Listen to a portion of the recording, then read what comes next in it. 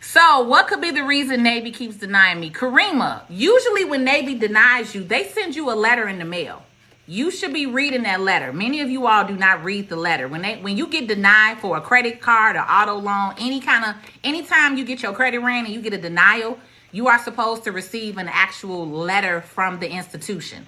In that letter, it will break down why you're getting denied. So a lot of times it would tell you you have too many collections, you have too many inquiries. It'll say you don't have enough trade accounts. It's all different kind of things. Sometimes they say you have a public record. If any of you all have a bankruptcy, if any of you all have a repossession, what's the other one? When you get put out of your house. What's the other one? Y'all know what I'm talking about, right? But anything that's in that public record, there's probably something on your credit that you need to actually fix. So if you have applied to Navy Federal more than once and they keep denying you, I would recommend that you actually pull your credit report and actually read it in detail and see what's being reported, because obviously there's some type of negative item that's reporting. Also, a lot of you all do not know about LexisNexis and check systems. LexisNexis and check systems are other banking institutions that they run your name through to make sure that you don't owe other banks, that you don't have a bad record, that you're not in early warning. So there are other sources that play into that too.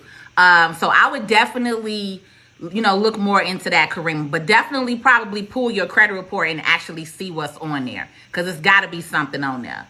Big John, 677, 4% utilization. Do I add high limit authorized user to apply for Amex Gold?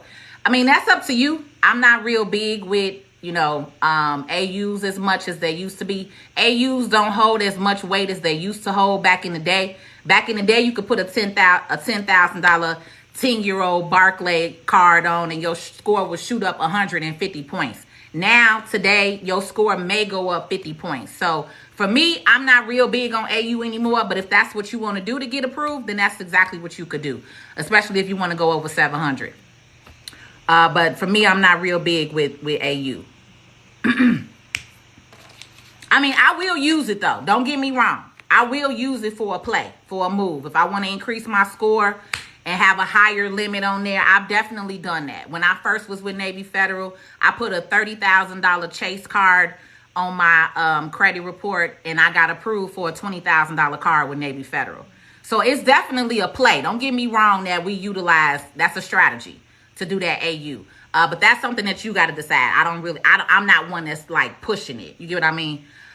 Do you record these lives? I'm driving. The recording will be on YouTube. You can watch the replay on YouTube because I am live on YouTube.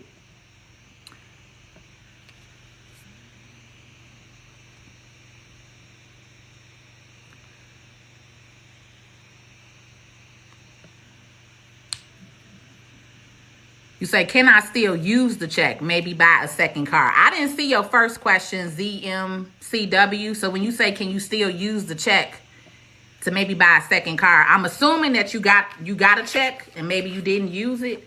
I don't know, because I didn't see your first question. So I really can't answer that. But if the check is valid and you can still use it and it's still within the validation date, then yes, you can still use the check. Once they give you the pre-approval, they don't take it away, unless it expires. But you got 90 days from your pre-approval. That's the other benefit of doing something with a credit union. The terms are longer. Eviction. Thank you, Michelle. My mind had went blank for a moment. So anything that's an eviction, anything that's anything that's listed under public records, right? That affects your score the most. So what's listed under a public record? Evictions, repossessions, foreclosures, liens, judgments, any of those, bankruptcies, all of that's listed in the public record area. So if you have something that falls on the public records, that could deny you from a lot of stuff. All right. So again, many of you all that are asking questions regarding your personal credit, your score, all of that, I'm not really getting into that because everybody's credit is different. How long should you have a PenFed account before applying to refinance your CLO loan? So again, I personally like to tell my clients to wait 60 days. One, the banking institutions have been hit real heavy these last 5 years with the cousins. Okay. Before PPP, right before all that stuff came out, the banking institutions have been hit real heavy with fraud. So how Navy Federal used to do stuff a year ago, 2 years ago, they are no longer doing things that same way. So a lot of banks have changed their rules. Navy Federal being one. They have changed a lot of their rules. Okay. So personally, I tell my clients, if you're going to get an account with them or any other credit union, I say wait a solid 60 days. Use your account, use your checking account, use your debit card. Let them see and know that you're a real person. Because also what's happening is a lot of the cousins are setting up accounts and they're immediately burning them up. Right? So sometimes even if you have good credit, they will deny you. I've had clients who had a 750 credit score with more than 8, high limit credit cards, and they gave them a $500 credit card, or they denied them all outright. And so they're like, what is up? And I'm like, I told you to wait the 60-day period and use your account. You get what I'm saying? So the banking institutions have definitely changed. I would suggest at least 60 days and make sure that you're using your account. But it's really up to you. Some people go ahead and apply the next week, the next day. That decision ultimately is up to you.